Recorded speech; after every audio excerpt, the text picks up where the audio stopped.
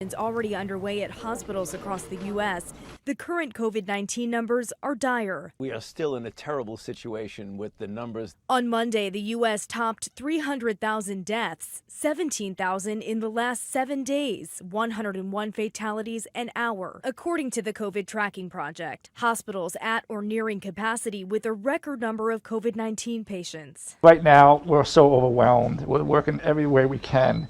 Managers, supervisors, nurses, it's just we're all on autopilot at this point. ICU capacity and staffing rapidly dwindling in Southern California. We're going through perhaps the most intense and urgent moment since the beginning of this pandemic. Dr. Carlos Araujo Presa in Texas fought the virus from the beginning, heading the ICU before getting sick himself and dying of COVID. My dad loved his job and he loved working on the front line. He loved feeling that he could help people. 9 months into the pandemic, a sigh of relief from healthcare workers taking part in the largest vaccination effort in U.S. history.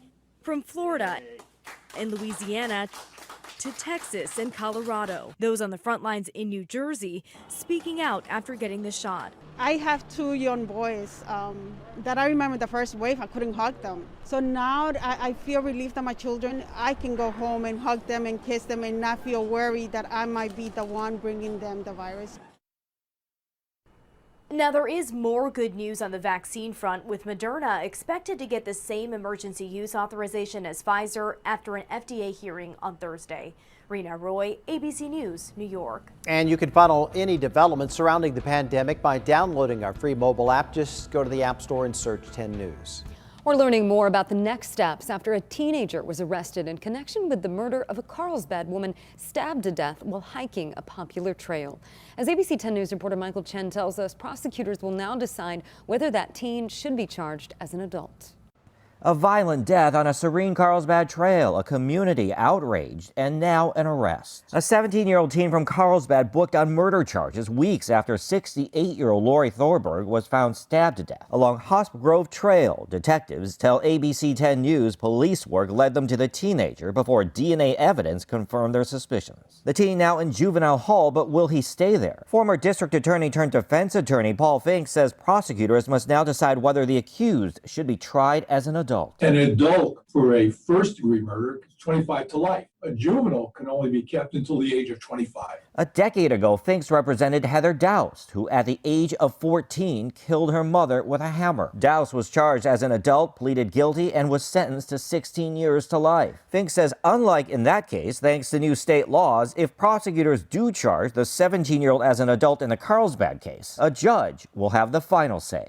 The more dangerous that person is, the more likely they are to be charged as an adult. Fink says the biggest factor is the crime itself. Is the act such that it demonstrates such a wanton disregard for life and for people around them that person needs to be confined? Fink says the background of the suspect will be scrutinized. Whether they've been involved in a lot of gang activity, prior acts of violence, prior acts of rebellion. Police in the Carlsbad case declined to say if the teen has a criminal history. Fink says an extensive background check is likely underway as prosecutors weigh their decision. What does the protection of the community require? Longer incarceration, or does it require juvenile attempts at rehabilitation? Michael Chen, ABC 10 News. A detention hearing has been set for Thursday in juvenile court.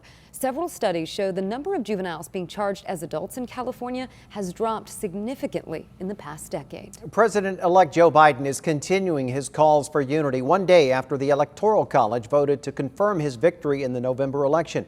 As ABC's Alex Prochet shows us, Biden traveled to Georgia today for a post-election rally. President-elect Joe Biden's victory is official. Yesterday's Electoral College vote was the exclamation point on results reported since early November. Now, the president-elect is looking to unite the country. The integrity of our elections remains intact. And now it's time to turn the page, as we've done throughout our history, to unite, to heal. But Biden also gave his strongest rebuke yet of President Trump and Trump's allies' brazen efforts to overturn the election results and make Trump the president. The court sent a clear signal to President Trump that there would be no part of an unprecedented assault on our democracy. That includes 126 Republican members in the House and 17 states' attorneys general.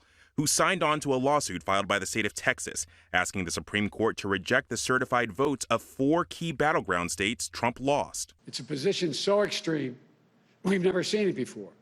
A position that refused to respect the will of the people, refused to respect the rule of law, and refused to honor our Constitution.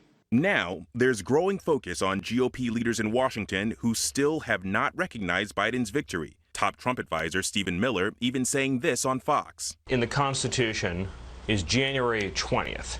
So we have more than enough time to right the wrong. But even the Senate Majority Leader is starting to accept reality. The Electoral College has spoken. So today I want to congratulate President-elect Joe Biden. The President-elect is no stranger to the Senate. He's devoted himself to public service for many years. I called him to thank him for the congratulations. Told him, although we disagree on a lot of things, there's things we can work together on. Notably, McConnell's acknowledgement and congratulations came hours after Vladimir Putin's well wishes. Alex Perche, ABC News, Washington. A local nurse is trading in sunshine for snow to help others affected by COVID-19. There's villages and tribes located all throughout the Delta. He's part of a COVID response team serving a village in Alaska, coming up the major obstacles he says they're working to overcome. Plus, El Cajon police still are looking for the man they say dragged an officer during a traffic stop, leaving him in critical condition tonight. What we've uncovered about the man's past. And for the first time in history, female recruits will train at MCRD, who will be leading this team of women. We're back in 90 seconds. For the first time in nearly 100 years, an integrated company of male and female recruits at MCRD San Diego are about to begin their journey into becoming Marines together. As part of our ongoing series, Stories for Change, our ABC 10 News reporter Steve Smith shows us the future Marines will be led by graduates from the first gender integrated drill instructor school.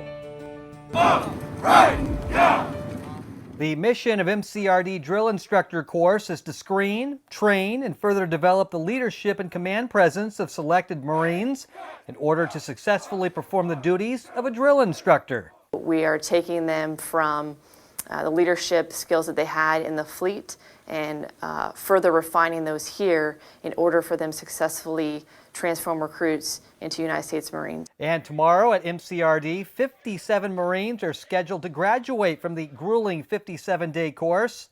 And for the very first time, the graduating class will include 3 females. Getting the opportunity to come here was almost like divine intervention. Everything just kind of fell into place. And so to come here, but then to make it this far, I think I'm really proud of myself. The new drill instructors are looking forward to the opportunity to change the lives of young 17 and 18-year-old recruits. The change I'd like to instill in the recruits is obviously maintain that discipline. I think that's a staple recruit training. But I'd also like to inspire them and teach them how to become leaders, even from that lowest level. Us teaching these young men and women how to be young men and women, that there is more to life than social media and all that. Like, there's actual responsibility. And while drill instructor school is very rigorous, the payback is immense. You have been able to take these recruits from day one and transform into Marines, and they're going to look up to you as their role model. Steve Smith, ABC 10 News. The newly graduated Marine drill instructors will begin training the first